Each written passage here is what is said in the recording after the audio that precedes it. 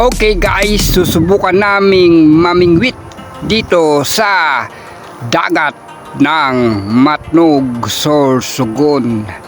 Alright, so okay, may ginawa ditong tawag dito flood control project. Okay, matibay naman. Ayan, walang basag. Alright, no, alright, so okay, medyo maalon nga lang. Ay nako, hindi maganda ang aming tiyempo sa pamimingwit.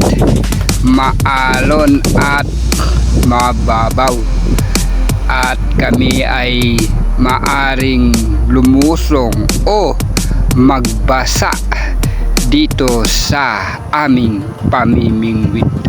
Alright na okay. Okay na alright. Ayan, alright.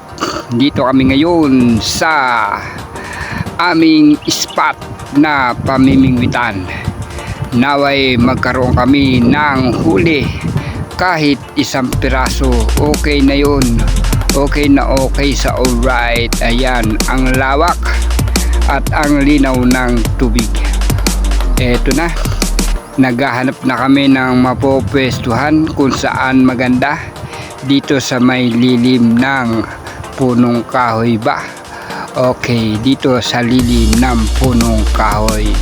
Medyo tinanghali na kami, dapat pala maagang maaga para hindi masyadong sikat ang araw. Ayan si John Andre, meron siyang pamingwit na pangkaraniwang ginagamit ay ang kawayan. Alright, so okay, medyo mahangin kaya may alon. Dito na kami ngayon pwesto. Alright na okay. Eto na nga, nakahanap na kami ng magandang spot dito sa medyo hindi maalon, no, na walang basag. O yung gulong lang doon, nababasag lang pag dito na sa dalampasigan.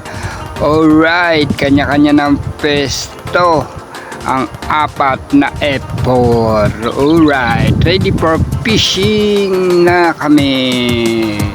Good sa okay. Maganda ang pesto namin, hindi masyadong maalon at hindi basag ang alon. Alright, okay, ready to go. Kanya-kanya ng pesto sa paghagis ng pamingwit ang mga F4. Makahuli kaya kami sa aming pamimingwit na ito? Abangan nyo po at panoorin ng mga ilang sandali kung anong mangyayaring kaganapan sa aming pamimingwit na ito. For the first time, I've been looking in your eyes. Okay, good sa alright. Ayan, hanggang ngayon ay namimingwit pa rin kami. Alright, 1 hour fish no more. Ano yan? Anong aming gagawin kung isang oras na ay wala pa kaming nahuhuli?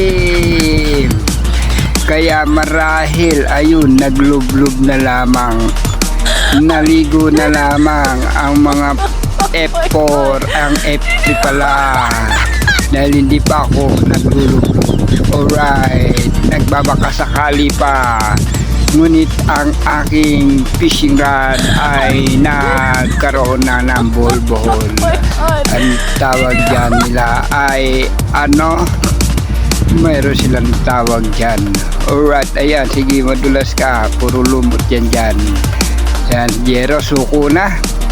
Sa pamimingit, wala mahuli. Alright, good. Walang huli, ligo na lang sila. Titingnan ko ang ilalim ng dagat. Bakit kami walang mahuli? Okay, ready. Itong dahilan pala ng aming hindi pagkakaroon ng huli ng isda. Sinisid ko na ang ilalim, ba may makita akong lapu-lapu na nagtatago. Ito ang dahilan kung bakit wala kayong mahuli, puro sabit, dahil ang aming kawil ay nasabitan ng mga halaman dagat. Ayusin na ang gamit at uwian na. Wala na magagawa. Next time na lang. Ika nga sa kasabihan. Malungkot kami kasi walang huling isda. At ang kasabihan ay better luck next time. Huwag malungkot.